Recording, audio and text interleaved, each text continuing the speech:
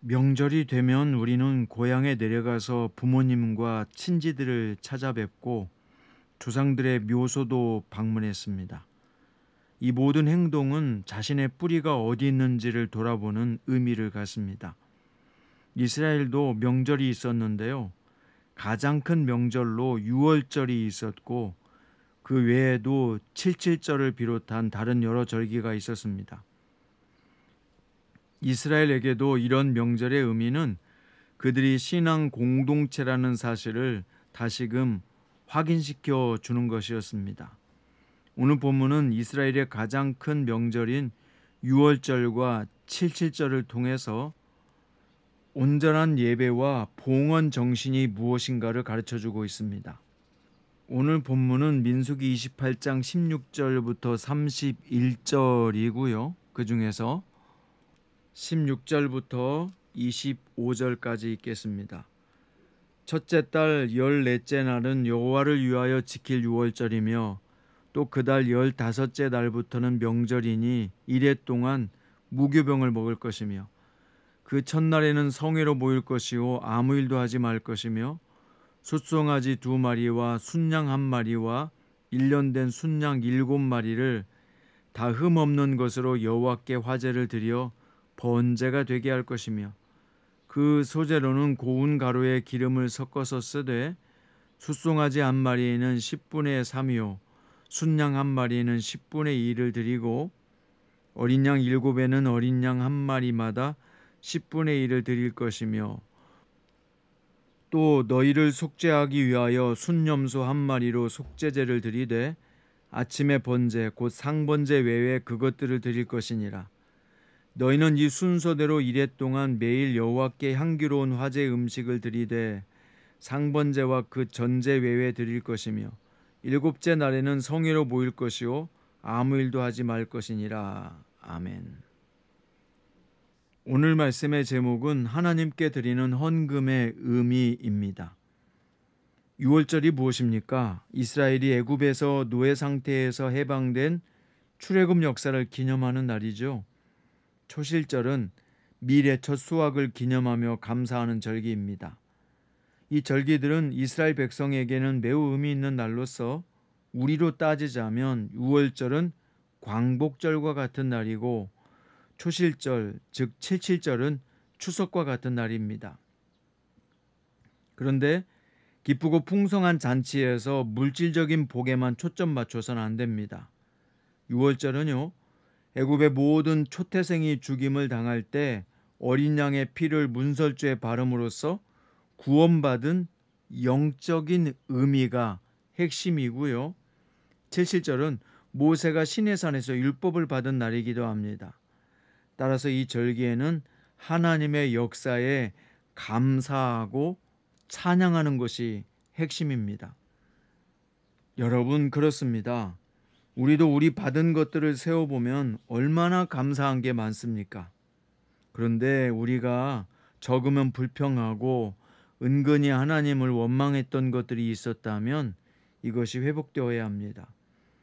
고대 근동의 신들은요, 값비싸고 귀한 것을 바칠수록 신이 더 좋은 것을 준다고 믿었습니다. 그래서 이방인들은 우상에게 자식을 바치는 인신 제사도 있었던 것입니다. 우리나라도 인신 제사가 있었던 역사가 있죠. 그런데 하나님은 제물을 드리는 자의 형편을 고려하셨습니다. 그래서 레위기 1장에 보면 흠없는 숫소, 또 흠없는 순양 및 수염소 혹은 산비둘기와 집비둘기 새끼를 바치라고 하셨는데 이것은 재산의 정도에 따라 여유에 따라 차별적으로 드리게 하신 것입니다. 하나님은 제물의 값어치보다 제물을 드리는 사람의 헌신된 마음을 보시는 분입니다. 그래서 하나님은 자원하여 드리는 자를 더욱 기뻐하시고요. 억지로 자기 욕망을 이루기 위해서 하나님께 예물 드리는 것을 싫어하십니다. 여러분 어떤 마음으로 헌금해야 되겠습니까? 어떤 마음으로 헌신해야 되겠습니까? 하나님께 감사하는 마음으로 기쁘게 드릴 때 주님께서 기뻐하시는 흠향의 향기가 될 것입니다. 자, 이어서 하나님께 드리는 예물은 값비싸고 좋은 것이 아니라 흠없고 거룩한 것을 드리게 했습니다.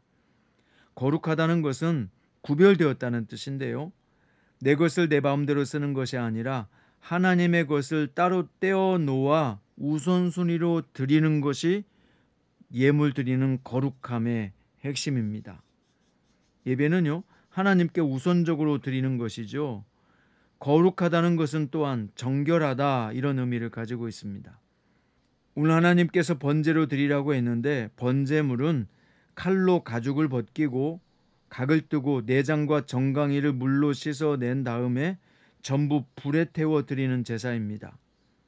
하나님은 부정한 제물을 받지 않으십니다.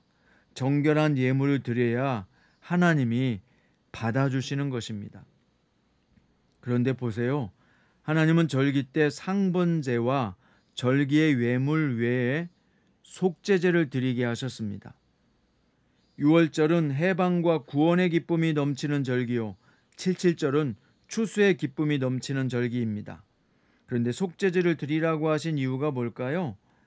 자신의 모든 죄를 회개하여 죄사함을 받고 하나님의 백성으로서 거듭난 자들만이 진정한 기쁨을 누릴 수 있다는 것을 가르쳐주기 위함이셨던 것입니다.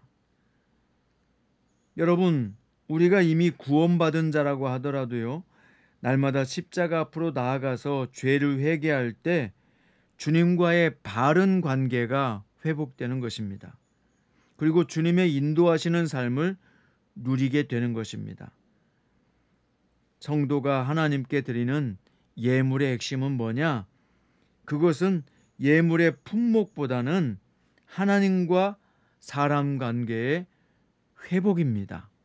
하나님과 사람 관계의 회복을 하나님께서 원하신 것입니다. 하나님이 우리에게 모든 것을 주셨습니다. 우리를 죄에서 구원하셨고 하나님의 자녀 되게 하셨고 또 건강을 선물로 주셨고 자녀를 선물로 주셨고 가족이라는 또 직분이라는 여러 가지 좋은 많은 것들을 우리에게 주셨습니다. 그 주신 것에 대해서 감사하면서 하나님과의 관계를 바르게 하고 회복하는 것이 바로 헌금의 의미였던 것입니다.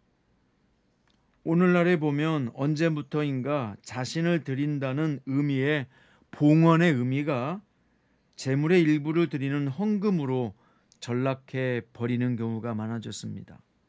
그래서 많이 드리고 귀한 것을 드리는 것만을 좋은 신앙의 척도로 여기는 경향도 생겨버린 것 같습니다.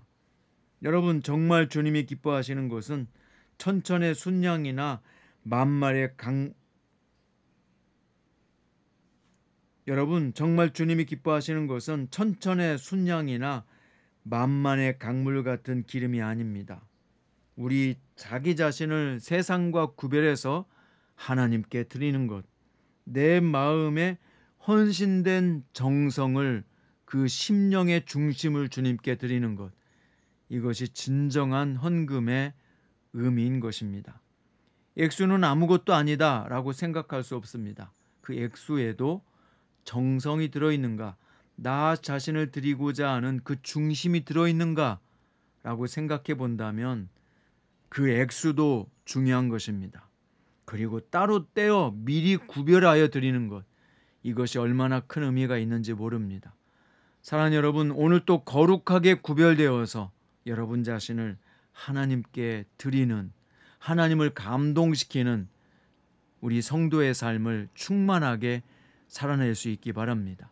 오늘도 하나님의 기쁨이 되고 보배로운 존재로 살아가는 복 있는 하나님의 자녀들 되시기를 우리 주 예수 그리스도의 이름으로 축원드립니다.